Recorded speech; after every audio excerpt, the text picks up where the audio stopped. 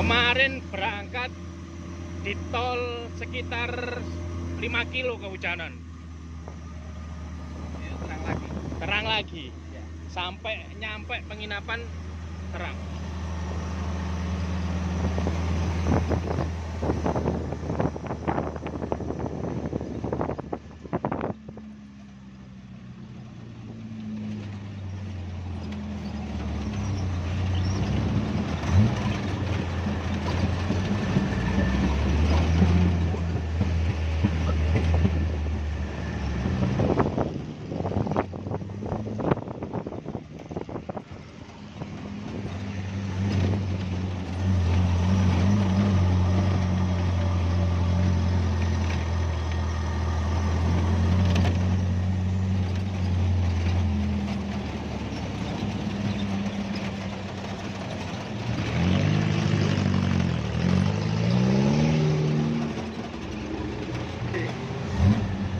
Beneran yang sampai Ngawang kleru.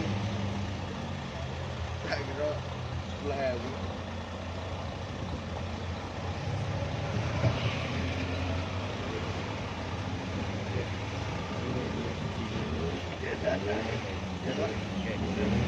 Oke.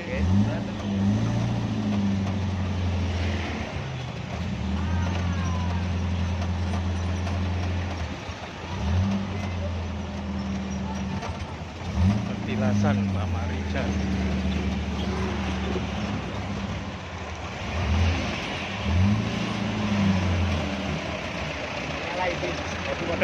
Riayan.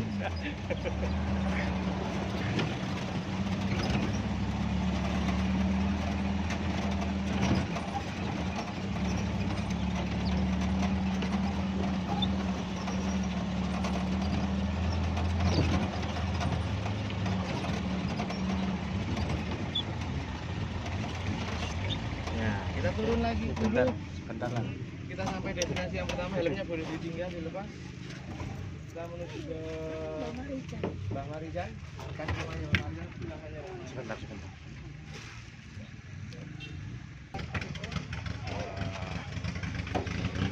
Ayo, turun.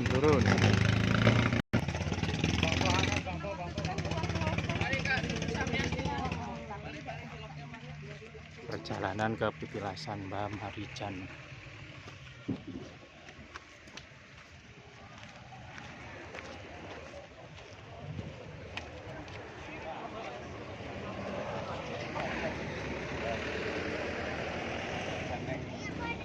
Mbak Marijan sih.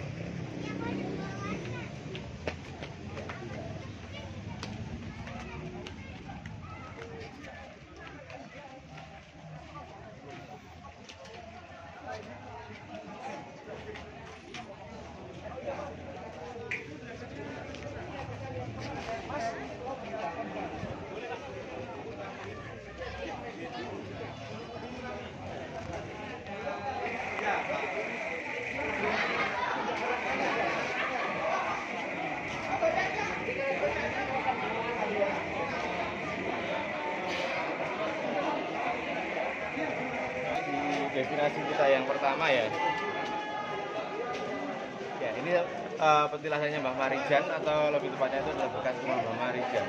Seperti yang kita tahu, Mbah Marijan itu adalah juru kunci dari Merapi saat itu. Beliau wafat dan meninggal terkena erupsi ataupun letusan Merapi saat tahun 2010. Di rumahnya ini berada di sebuah kampung namanya Kampung Kinarjo, itu yang jaraknya kurang lebih sekitar 4,7 kilo dari puncak Merapi. Terus di dalamnya ada mobil APV. Ini adalah mobil milik dari 2 orang relawan yang saat itu mau mengevakuasi Mbah Marijan, mau membujuk Mbah Marijan supaya ngungsi, tapi kan Mbah Marijan nggak mau. Belum sementara itu 2 orang yang mengendarai APV ini juga ikut terkena letusan Merapi, akhirnya meninggal bersama dengan Mbah Marijan. Untuk 2 orang itu, satu dari relawan dari PMI dan satu lagi dari wartawan Viva News, akhirnya meninggal di tempat dengan kondisi mobil yang terbakar. untuk rumah ini itu dihuni Mbah Marijan dan Pak Asih. Pak Asih bersama dengan keluarganya dan istrinya. Jadi Pak Asih itu adalah anaknya Mbah Marijan dan Pak Asih juga yang sekarang menggantikan Mbah Marijan menjadi juru kunci. Jadi juru kunci yang sekarang itu putranya Mbah Marijan. Pak. Masih ada. Beliau punya usaha warung.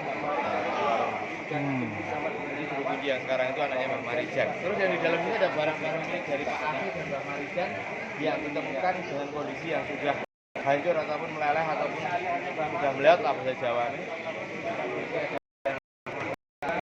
Gamelan yang bisa dipakai untuk hajat gunung, ada beberapa tulang sapi karena memang mayoritas dia adalah sapi kan. Kita akan mengikuti jejak sisa-sisa letusan Gunung Merapi. Nah, ini mobil. Dua orang ini dari TNI dan dari wartawan Spanyus, Pak Tito dan Pak Iniwan ya. Ini dampak dari sisa-sisa Gunung Merapi. Tahun 2010.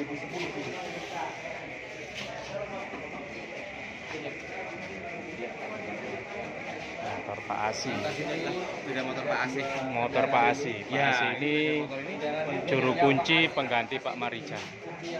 Ini ada barang-barang milik dari Pak Asi dan Mbak Marijan seperti barang-barang perabotan dapur ataupun perabotan rumah tangga, Pak. Jadi kondisinya sudah meleleh yang sebelah sana. Kalau ini orang-orang aja Bang.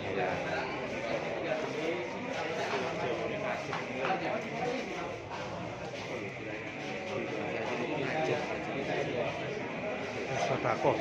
Apa? Oh iya.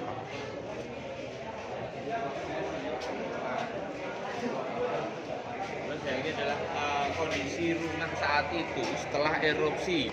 Jadi belum ada bangunan seperti ini. Ini pertama kali dipakai untuk kunjungan wisata. Jadi bentuknya seperti ini. Ini benar-benar di bawah posisi kaki Gunung Merapi. Jadi jarak kita 4,7. Terus yang di depan itu ada gamelan. Itu gamelan itu sering dipakai untuk mengiringi acara adat gunung namanya Labuan, Pak. Itu 1 tahun sekali. Untuk tahun ini juga masih ada.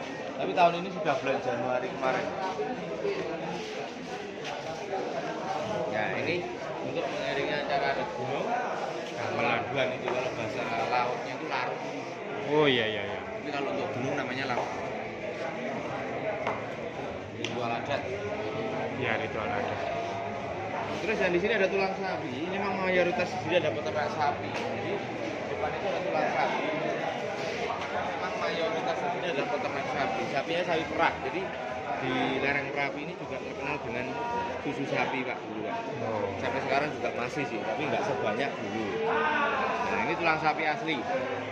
Tulang sapi bekas kena lava Gunung Merapi. Tulang sapi asli, karena memang rata-rata punya sapi di sini. Terus yang ini ada nama-nama korban yang meninggal. Ada 39 yang meninggal tanggal 26 Oktober tahun 2010. Itu letusan yang pertama. Kenapa saya katakan yang pertama? Karena tahun 2010 itu terjadi 2 kali letusan, Pak. Yang pertama tanggal 26 Oktober, ini yang Mbah Marijan meninggal. Terus setelah Mbah Marijan meninggal, tanggal 5 Novembernya, seminggu kemudian, itu terjadi letusan lagi yang lebih besar. Waktunya dini hari, jadi tanggal 26 meletus, tanggal 5 Novembernya meletus. Jadi cuma selang beberapa hari aja. Dan setelah diteliti ternyata yang tanggal 5 November itu termasuk yang terbesar dan masuk dalam hitungan siklus 100 tahun sekali. Jadi Merapi ada siklusnya. Biasanya kan normalnya antara 4 sampai 5 tahunan. Nah, kebetulan itu bersamaan dengan siklus yang 100 tahun sekali. Itu sekarang sudah susah ditebak siklusnya karena sampai sekarang juga masih aktif. Hampir setiap hari itu ada guguran lava. Ada foto di mana ini adalah lonjakan pengungsi yang terjadi tanggal 5 November. Jadi dipikirnya yang tanggal 26 Oktober itu sudah selesai. Ternyata masih terjadi susulan yang lebih besar yang 100 tahunan tadi. Tanggal 5 November ini yang 100 tahunan. Jadi dipikirnya sudah selesai, ternyata masih ada susulan yang lebih besar. Makanya terjadi lonjakan pengungsi.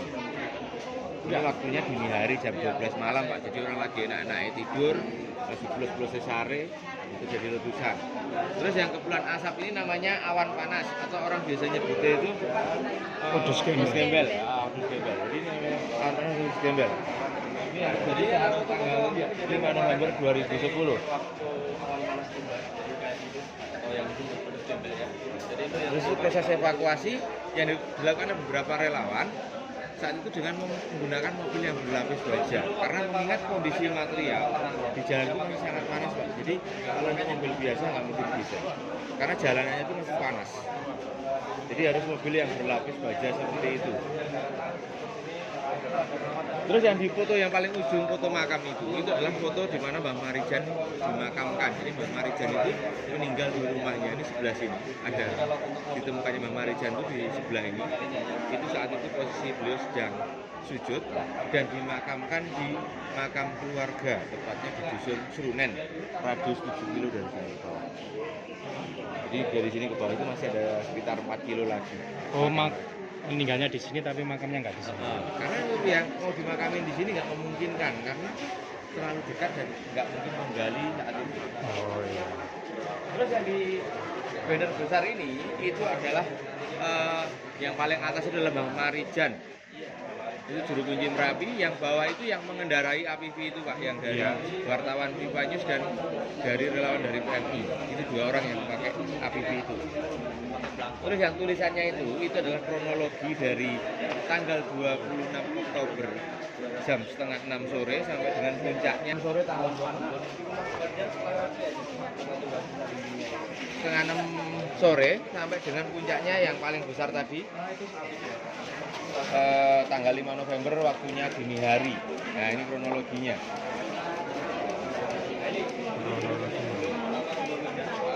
Terus yang ini adalah rumahnya Mbah Marijan setelah terkena erupsi. Jadi rumahnya Mbah Marijan itu hancur rata seperti ini. Ini yang tanggal 5 Novembernya sudah hancur seperti ini kondisinya, dan ini setelah pertama kali dijadikan museum hanya sebuah tempat seperti ini Pak. Nah, terus yang ada foto ini adalah istri dari almarhum Mbah Marijan. Jadi beliau saat itu selamat karena ngungsi dengan Pak Asih ini namanya Pak Asih atau juru kunci yang sekarang itu orangnya yang ini bersama istri dan anaknya. Jadi Mbah Putri ini atau Mbah Marijan Putri ini dulunya selamat, tapi untuk saat ini juga sudah almarhum karena usia. Jadi sudah meninggal karena usia sekitar 4 tahunan yang lalu. Yang dari juru kuncinya. Nah terus ini juru kunci Merapi. Nah ini juru kunci Merapi ini. Jadi sebelum Mbah Marijan itu ada namanya Mbah Hargo ini. Ini adalah bapaknya Mbah Marijan. Bapaknya Mbah Marijan nggak ada, turun lagi ke Mbah Marijan. Mbah Marijan nggak ada, turun lagi ke anaknya ini, Pak Asih ini. Jadi bisa dikatakan turun temurun. Tapi sebenarnya enggak. Jadi itu karena memang yang menunjuk langsung juga Sri Sultan Hamengkubuwono karena memang itu mengharuskan sebuah abdi dalam dari keraton yang harusnya. Dan kebetulan satu keluarga ini adalah abdi dalam dari keraton. Makanya ditunjuklah Pak Asih ini sekarang yang menjadi juru kunci, dan ini proses kalau istilahnya sekarang itu pelantikan. Oleh Sri Sultan Hamengkubuwono yang ke-10 oleh kepada Pak Asih ini Pak.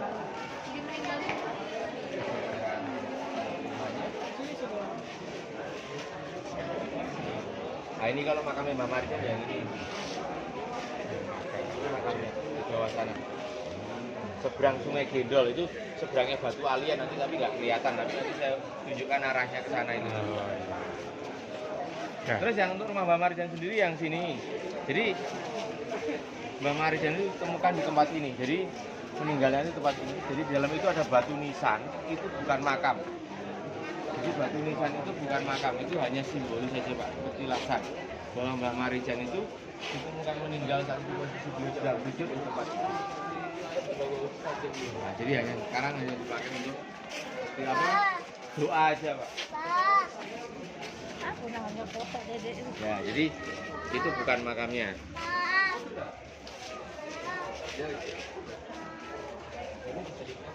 Nah itu bukan makam, jadi itu hanya petilasan atau simbolis saja bahwa Mbah Marijan ditemukan di tempat ini. Mau masuk boleh, mau di dalam boleh. Saya kalau sekalian mau ambil foto di dalam samping kanan kiri boleh. Nggak usah, nggak usah. Nanti fotonya di Ya, foto di situ aja ya. Ya, ini mungkin sedikit penjelasan dari saya. Untuk wilayah sini itu masih dikelola oleh pihak keluarga. Jadi ini adalah anaknya Mbah Marijan yang pertama. Jadi anaknya Mbah Marijan yang pertama itu Usaha. perempuan. Jadi kalau untuk Pak As itu sudah nomor ketiga karena anak pertama kedua itu perempuan yang harus jadi. Tapi Pak Aziz sendiri punya anak laki-laki. Masih Ada. Kan anak itu laki-laki ya. bisa jadi untuk generasi Mungkin penerus ini. bisa mengikuti tidak. Kalau misalnya dia bisa mengikuti kan Iya. itu juga Tapi- mereka juga harus mengikuti Abdi dalam. abdi dalam, itu juga puasanya harus Jawanya juga harus Iya, ikut iya. kuat. Ya seperti itu Pak. Iya. Memang enggak sekedar abdi dalam gitu sebenarnya. Iya. Karena harus punya kejawen yang memang benar kejawen. Ya. Nah, demikian penjelasan dari Pak Yono mengenai Museum Mbah Marijan. Silakan kalau mau foto di sana